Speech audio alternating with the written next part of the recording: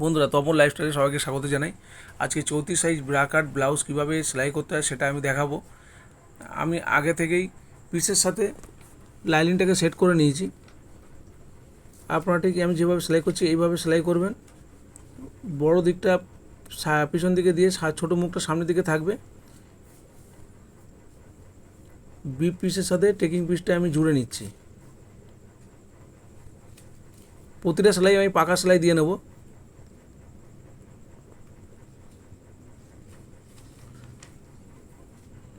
এইভাবে আপনারা পাকা সেলাই দিয়ে নেবেন। এবার টেকিংটা মেরে নেবেন। এইবার ভাঁজ করে 6 সুতোর একটা দাগ দিয়ে, আমার 1.5 ইঞ্চি বাড়তি করা আছে, সেই জন্য 6 সুতোর একটা মার্কিং করে আমি টেকিং দিয়ে নেব। বোঝানোর সুবিধার জন্য আমি মার্জিনটা করে দিলাম।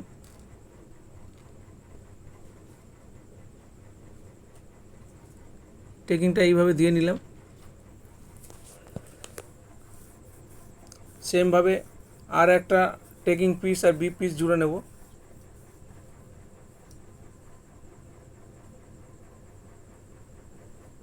প্রতিটা সেলাই আমি পাকা সেলাই দিয়ে নেব।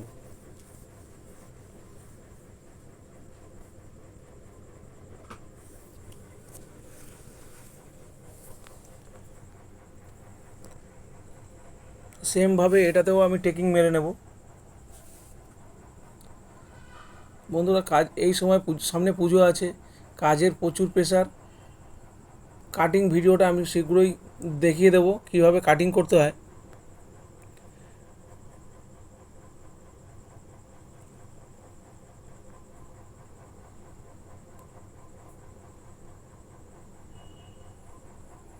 দুটো পার্ট আমার রেডি হয়েছে। এরপর আমি সাইড পিসটা জুড়ে নেব।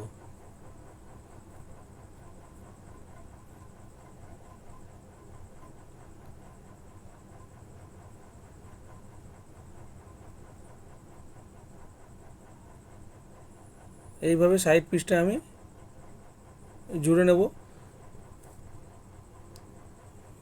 প্রতিটা সেলাই আমি ডবল সেলাই করে নেব।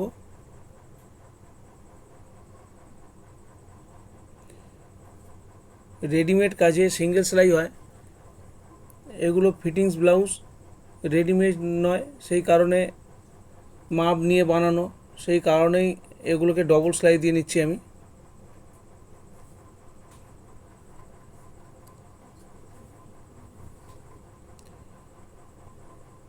এবার চলি পিসটা আমি জুড়ে নেব।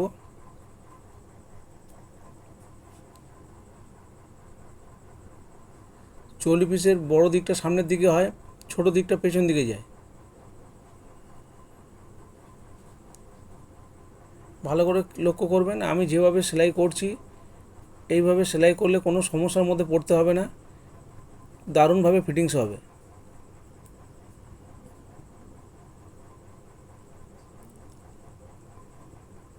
আর এদিকে সাইড পিসটা আমি জুড়ে নিচ্ছি।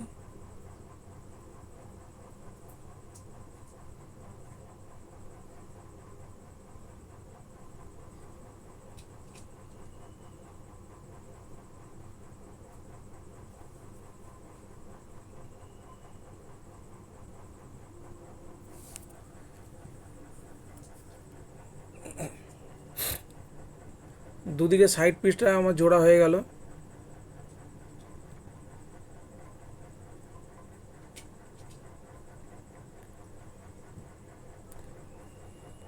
এরপর চলি পিসটা সেমভাবে এদিকেও চলি পিসটা লাগিয়ে নেব আমি।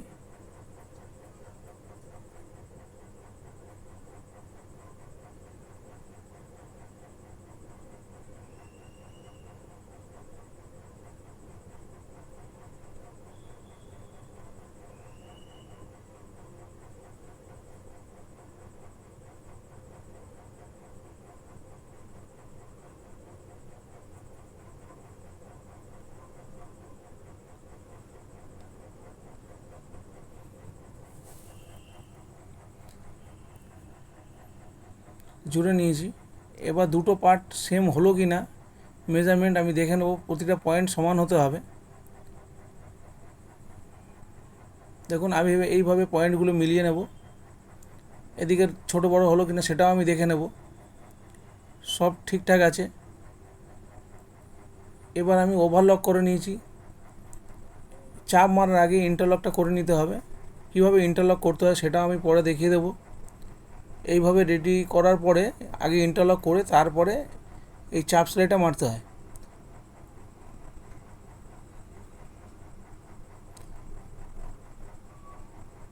আর এদিকে চাপ সেলাইটা মেরে নেবো আমি।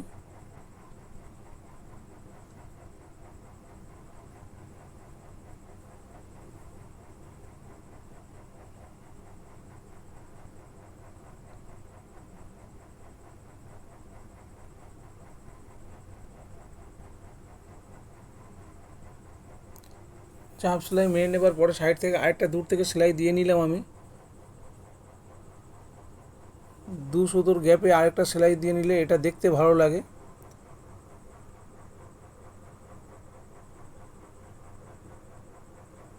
আর সেলাইটাও চেপে বসে থাকে।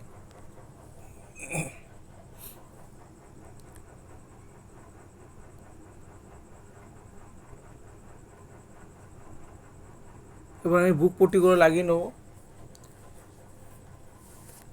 একদিকে হুকের ঘর, একদিকে হুক হবে আর একদিকে হুকের ঘর হবে।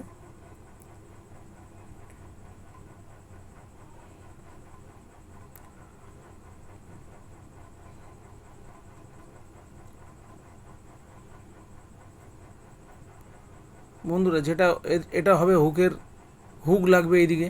এটা আমি উপর থেকে লাগাবো। উপর থেকে লাগিয়ে নিচের দিকে উল্টিয়ে এটা হেম হবে।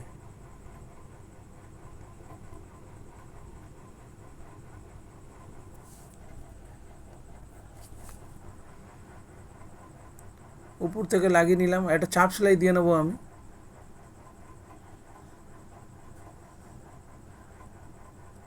চাপ সেলাই দিলে এটা সুন্দরভাবে চেপে বসে থাকবে।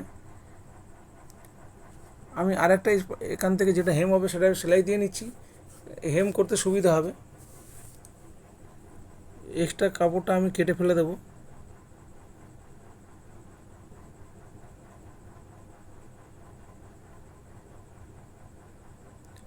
এইভাবে বসিয়ে নিলাম। যেদিকে হুকের ঘর হবে সেদিকটা আমি এবার পট্টিটা বসিয়ে নেব। এটা নিচ থেকে ধরে সেলাই করে উপর দিকে সেমভাবে নিচে চাপ মেরে উপর দিকে ঘুরিয়ে এটাকে আমায় বসিয়ে নিতে হবে। ওইদিকের পার্টটা আমাকে উপর থেকে সেলাই করে নিচের দিকে হেম হবে, এটা আমি সেলাই করেই ফিনিশিং করে দেবো। নিচ থেকে ধরে সেলাই করলাম, একটা চাপ সেলাই দিয়ে নিলাম।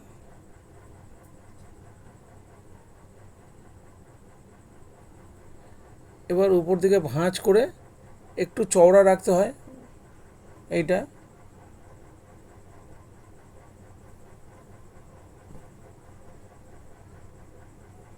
এটা হুকের ঘর হবে।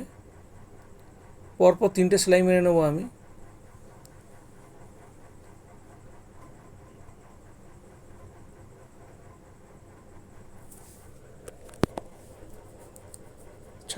এক্সট্রা কাপড়টা আমি কেটে ফেলবো।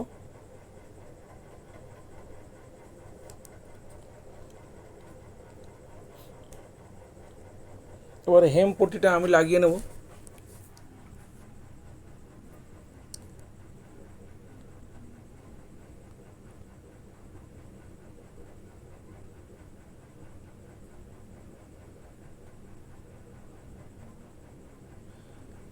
আমি হেম পট্টি আগে থেকে কেটে নিয়েছিলাম 1.5 ইঞ্চি চওড়া করে।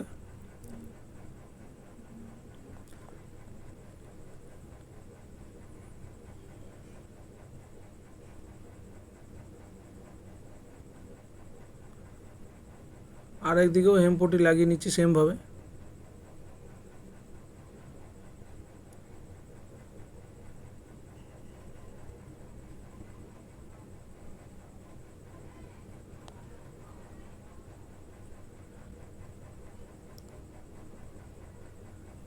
চাপ মারার চাপ সেলাই করার আগে আমি দুদিকে মেজারমেন্টটা ঠিকঠাক দেখে নেবো, দুদিকে ঠিকঠাক হলো কি না। প্রতিটা পয়েন্ট চেক করে নেব।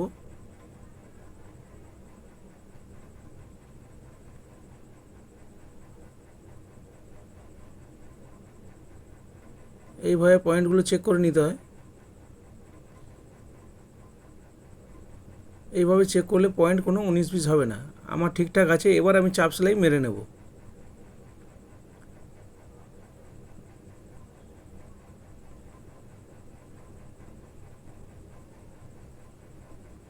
বন্ধুরা, সাইডে যেটুকুনি আমার এক্সট্রা কাপড় রাখা আছে, মাপের থেকে এক্সট্রা যে কাপড় 2 ইঞ্চি আমার বাড়তি রাখা আছে, সেই 2 ইঞ্চি এইভাবে আমি মেশিনের সাহায্যে মুড়ে নিলাম। বাকি অংশটা হেম হবে পরে। এইভাবে আপনি যদি জুড়ে নেন তাহলে কোনো সমস্যার মধ্যে পড়তে হবে না, বাড়াতেও সুবিধা হবে।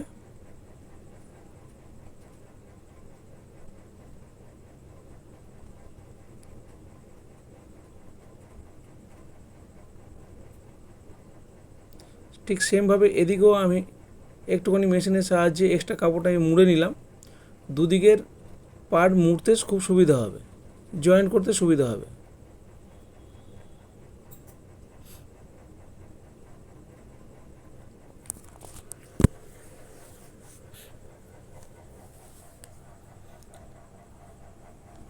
পেছন পাটে আমি টেকিং মেরে নিচ্ছি।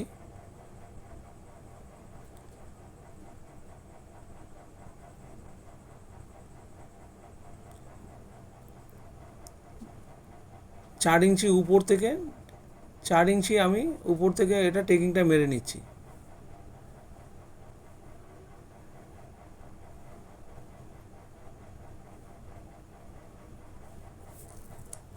এটা আমি 1 ইঞ্চি এক্সট্রা নিচ্ছিলাম টেকিং মারার জন্য, হাফ ইঞ্চি করে টেকিংটা মেরে নেব।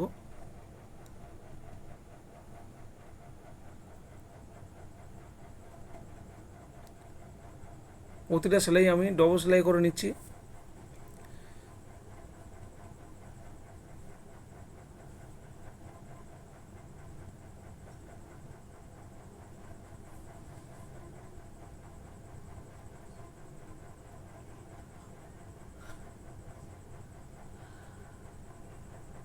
হেমপট্টিটা লাগিয়ে নিলাম।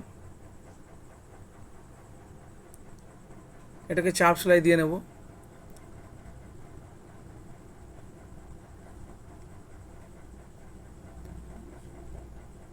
এইভাবে চাপ সেলাই দিয়ে নিয়ে আমি আবার সামনের পাটে যেভাবে এক্সট্রা কাপড়টা রেখেছিলাম মুড়ে নিয়েছিলাম মেশিনে, সেইভাবেই আমি এটাও মুড়ে নেব। তাহলে দুটো পার্ট জয়েন্ট করতে খুব সুবিধা হবে।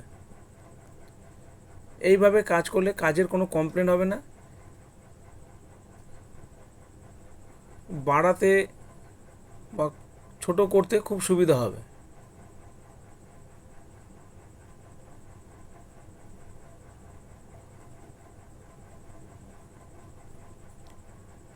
আমাদের পেছনের পার্টটা রেডি হয়ে গেল। এই পেছনের পার্টের সাথে এবার সামনের পার্ট জুড়ে নেব আমি।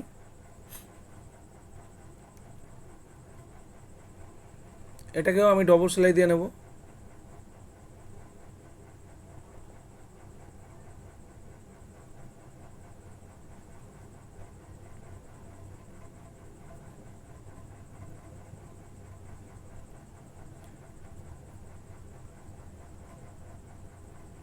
সেমভাবে এদিকের পার্টটাও জুড়ে নিচ্ছি। প্রতিটা সেলাই আমি ডবল সেলাই করে নেব, যেহেতু এটা মাপ নিয়ে বানানো, রেডিমেড কাজ নয়।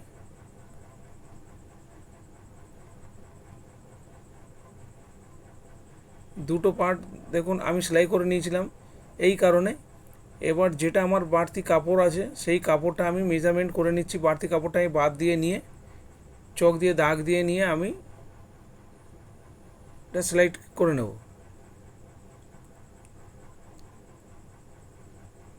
এইভাবে স্কেল দিয়ে দাগ দিয়ে নিয়ে দেখুন মুড়ে নিয়েছিলাম। এবার সেলাই করতে আমাকে দুটো পার্ট জুড়তে খুব সুবিধা হলো।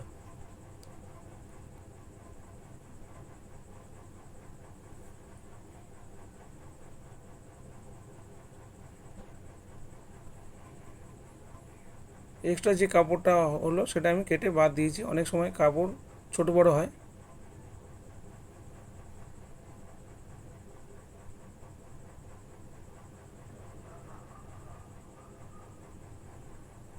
আরও একদিকে আমি মার্জিন করে নিচ্ছি সেমভাবে। এক্সট্রা কাপড়টা যেটা আমার দেওয়া ছিল সেই কাপড়টা আমি দাগ দিয়ে নিয়ে সেলাই করে নিচ্ছি। সেলাই করে নেবার পরেও বন্ধুরা চেক করে নিতে হবে যে আমার মেজারমেন্ট এলো কি না। সব সময় যে কাপড় ঠিকঠাক আসবে, যেটুকু বাদ দিলে এরকম হয় না। কিছু কিছু কাপড় আছে বা বেড়ে যায়, কিছু কিছু কাপড় আছে সেলাইয়ের পরে ছোট হয়ে যায়। সেই কারণে আবার সোজা করে আমাকে চেক করে নিতে হবে মেজারমেন্ট ঠিকঠাক এলো কি না। বগল মোহরটা আমি চেক করে নিলাম। এইভাবে ফিতের সাহায্যে এইভাবে ধরে বগল মোহরটাকে আপনারা এইভাবে চেক করে নেবেন। আমার ঠিকঠাক আছে। এবার আমি দেখে নেব, সোজা করে দেখে নেব যে আমার মেজারমেন্ট ঠিকঠাক এলো কি না।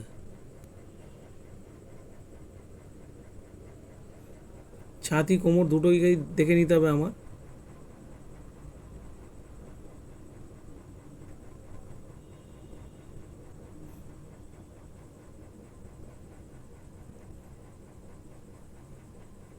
এইভাবে চেক না করে নিলে অনেক সময় সমস্যার মধ্যে পড়তে হয়, কেন কাপড় অনেক সময় বেড়ে যায়, অনেক সময় সেলাইয়ের পরে কাপড় ছোট হয়ে যায়। সব সময় চেক করে নিতে হয়।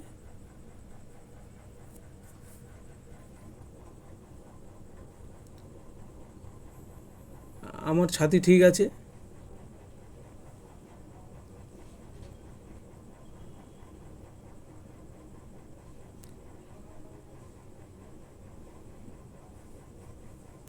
আমার ছাতি কোমর ঠিক আছে। আমি ডবল সেলাই করে নিচ্ছি।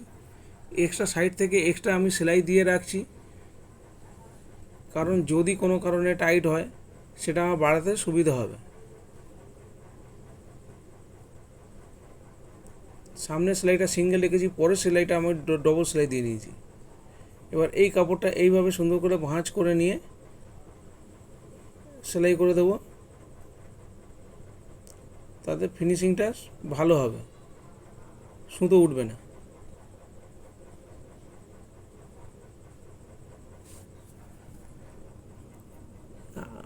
হাতা জোড়ার জন্য খুব সুবিধা হবে, এটাকে কোণ করে সেলাই করে নিলাম।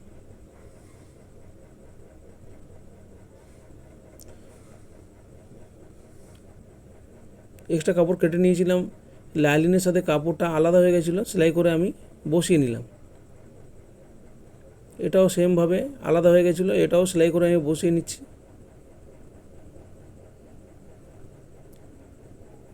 সেমভাবে এদিকেও এক্সট্রা দূর থেকে আমি সেলাই দিয়ে নিলাম। সাইডের কাপড়টা ভাঁজ করে সেলাই করে নেব। সামনের সেলাইটা সিঙ্গেল, পরের সেলাইটা ডবল দিয়ে নিচ্ছি।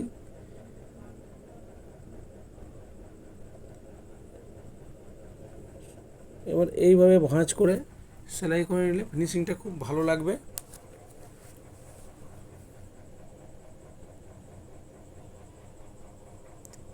সাইডের কাপড়টা আমি ভাঁজ করে সেলাই করে নেব, হাতা জুড়তে সমস্যা হবে না।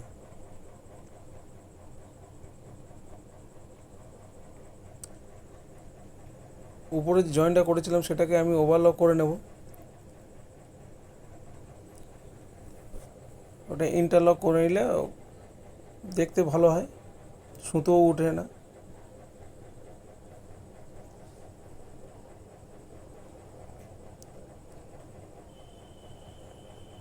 গলার হেম পট্টিগুলো আমি জুড়ে নেব।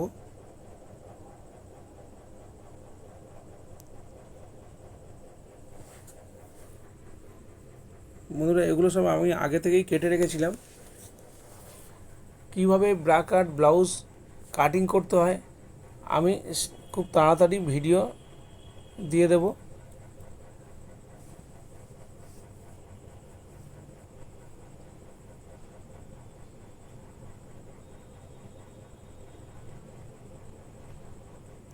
এর আগে আমি প্রিন্সেস কাট ব্লাউজও দেখিয়েছি কীভাবে স্টিচিং করতে হয়, ওটারও কাটিং আমি সেগুলো দিয়ে দেবো।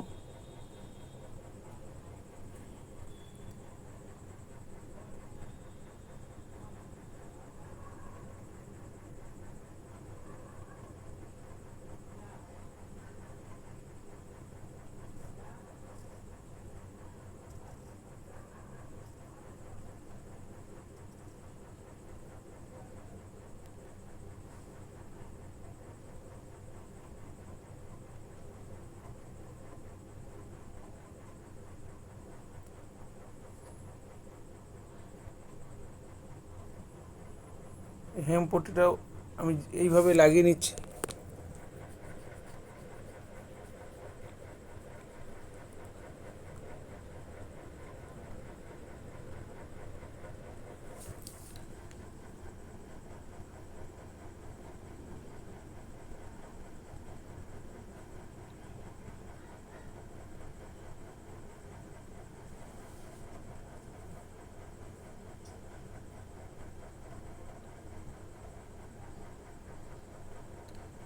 সামনে পুজো, প্রচুর প্রেশার, সেই কারণে যখন যেমনভাবে সময় হচ্ছে সেইভাবে কিছু কাজের মুহূর্ত আপনাদের সাথে শেয়ার করছি।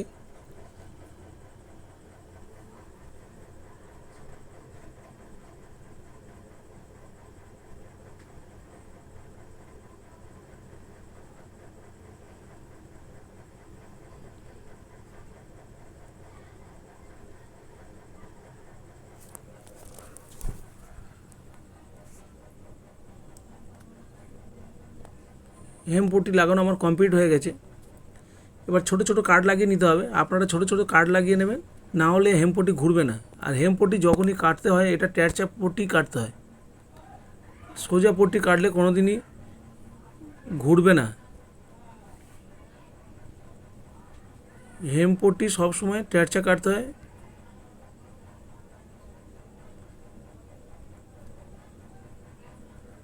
নিচে যে পট্টিগুলো হয় সেগুলো সোজা কাটতে হয়, আর গোল যেখানে হয় সেখানে গোল গলা, সেগুলো ট্যারচা না কাটলে গোল গলা ঘুরবে না। আর ছোটো ছোটো ছোটো ছোটো কাট লাগিয়ে দিতে হবে, সেলাই না কাটে, সেলাই আগে পর্যন্ত কাট লাগাতে হবে ছোটো ছোটো করে, তবে সুন্দরভাবে ঘুরবে আর হেমপট্টি সুন্দরভাবে বসে যাবে।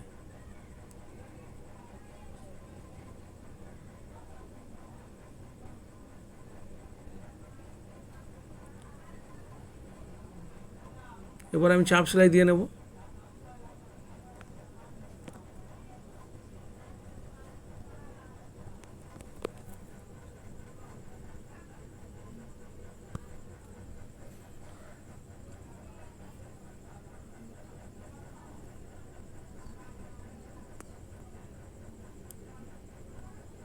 এই চাপ সেলাইটা অবশ্যই দিয়ে নিতে হবে, না হলে হেমপট্টি বসবে না।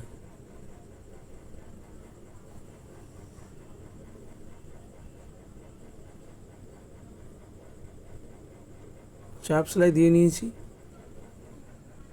ব্লাউজের কাজ আমার কমপ্লিট। এবার হাতাটাকে আমাকে রেডি করতে হবে।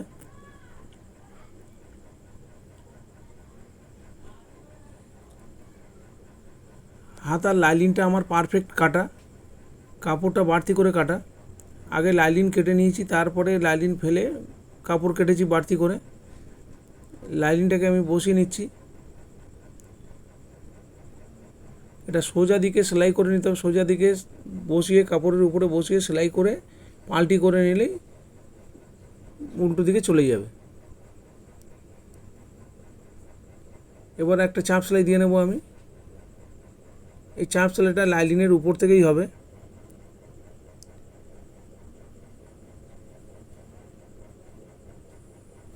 এবার আমি ঘুরিয়ে নেব, উল্টো দিকে চলে গেল, একটা সামনে চাপ মেরে নেব, সুন্দরভাবে বসে যাবে। একেবারে আমি লাইলিনের সাথে কাপড়টা সেট করে নেব।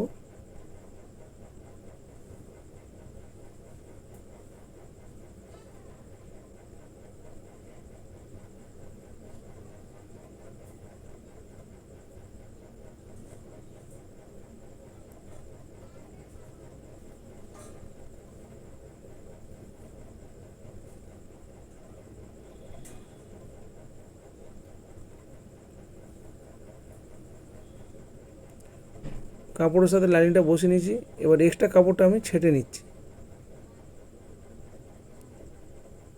যেহেতু লাইলিন পারফেক্ট আছে, কাপড়টা এক্সট্রা ছিল।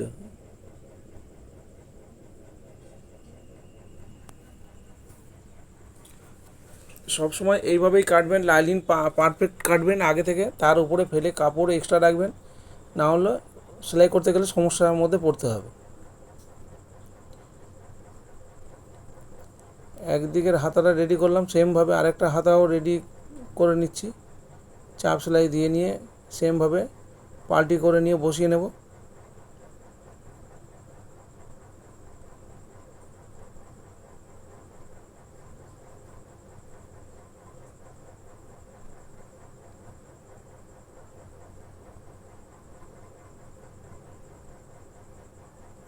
সেলাইগুলো আমি খুব ধীরে ধীরে দেখাচ্ছি বোঝার সুবিধার জন্য।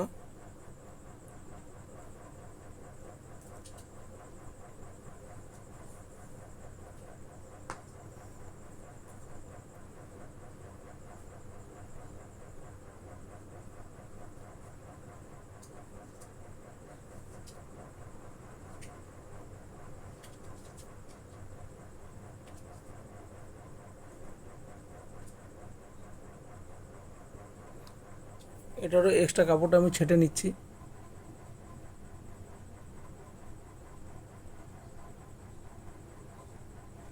বন্ধুরা, ভিডিওটা ভালো লাগলে অবশ্যই লাইক, শেয়ার ও কমেন্ট করতে ভুলবেন না। সাবস্ক্রাইব অবশ্যই করবেন।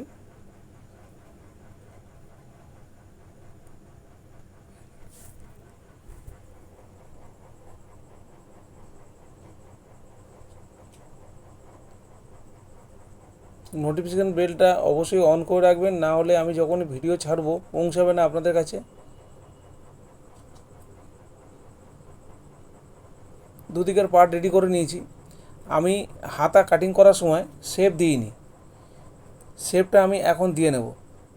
দুদিকের হাতার ডান দিকের হাতা বাঁ দিকের হাতা দুটো আলাদা হয়, দুদিকের হাতা দুভাবে শেপ হয়।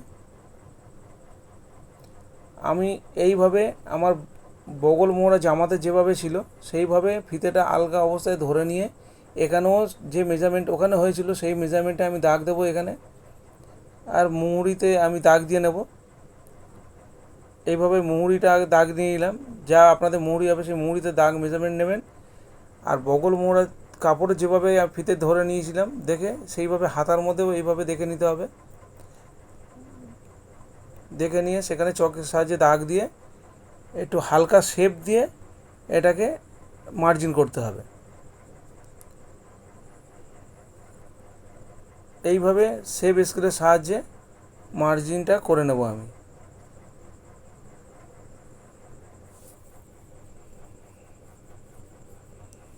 মার্জিন করে নিয়েছি। এগুলো আমি সিঙ্গেল সেলাই মারবো, একটা পারফেক্ট সেলাই মারবো, একটা এক্সট্রা সেলাই মারবো। এখানে ডবল সেলাইয়ের প্রয়োজন পড়ে না।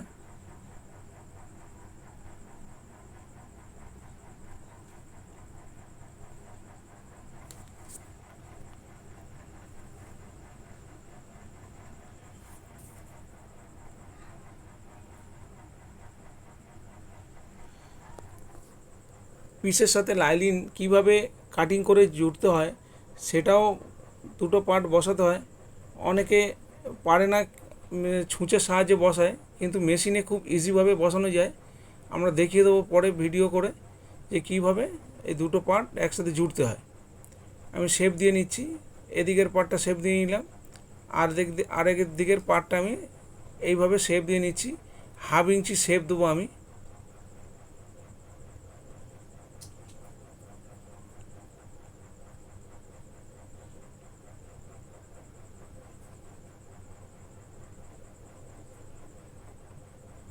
লাইলিনের সাথে কাপড়টাকে আমি শেপ দিয়েছি, আলাদা হয়ে গেছিলো, সেটাকেও মেশিনের সাহায্যে বসিয়ে নিলাম।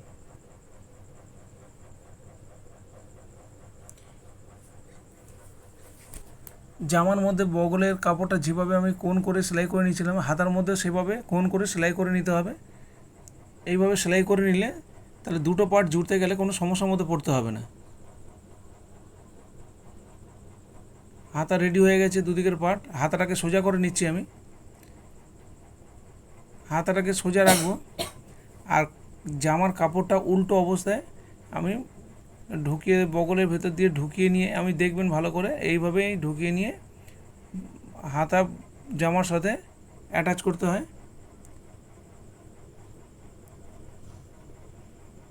আমি ঢুকিয়ে নিয়ে এইভাবে পয়েন্টে পয়েন্টে মিলিয়ে আমি সেলাই করে নিচ্ছি।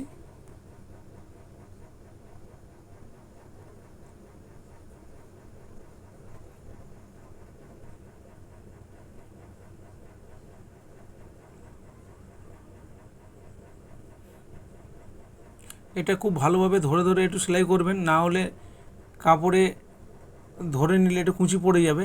আর এখানে কাপড় টেনে সেলাই করা যাবে না, কাপড় টেনে সেলাই করলেই কুঁচি পড়ে যাবে কাপড়। অনেক সময় আমরা যে কাপড়টা বসিয়েছি মেশিনের সাহায্যে যে সেলাই করে বসিয়েছি সেটা অনেক সময় খিঁচ ধরে থাকে।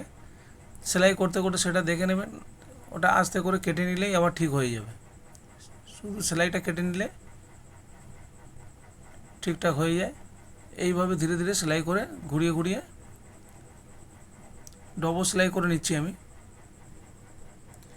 তারপরে এই ডবল সেলাই করার পরে ফিনিশিংয়ের পরে আমি ইন্টারলক করে নেব।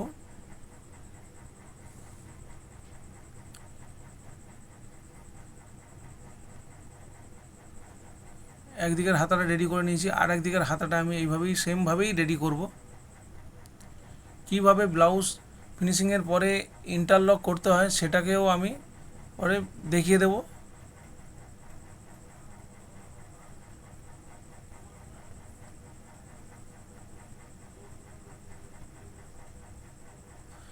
ইন্টারলক করে দিলে একটা ব্লাউজের সৌন্দর্যটা বেড়ে যায়।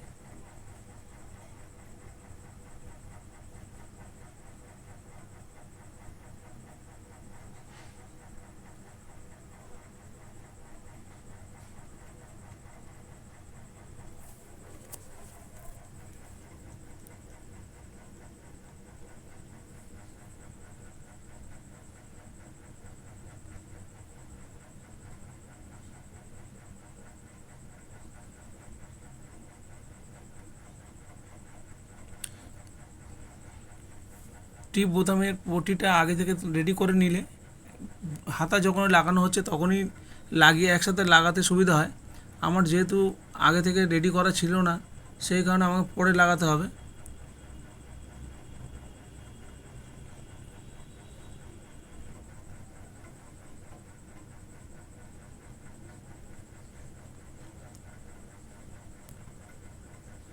এবার টিপ বোতামের পটিটাকে আমি রেডি করে নিচ্ছি।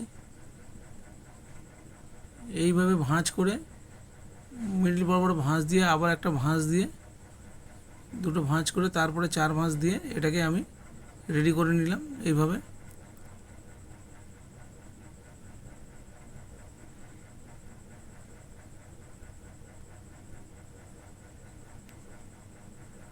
এটা যদি আগে রেডি করে নিতাম তাহলে একসাথে কাজটা হয়ে যেত। আগে থেকে করা ছিল না, আপনারা আগে থেকে করে রাখবেন, একসাথে হাতার সাথে লাগিয়ে দেবেন, মানে অনেকটা সময় বাঁচবে।